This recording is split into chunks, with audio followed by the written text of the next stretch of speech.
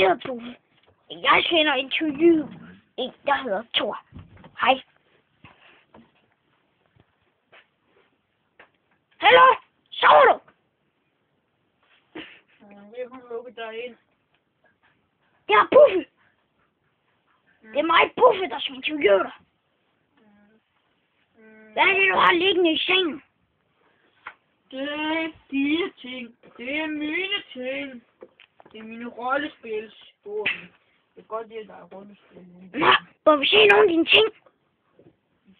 Ja, men det er mine ting. Husk det.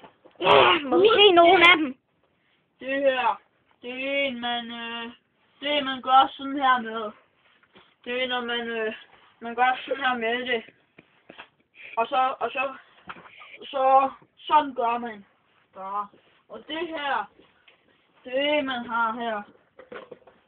Det man har hernede, så man ikke bliver skadet i munden. Det er det. Hvad er så den store ting?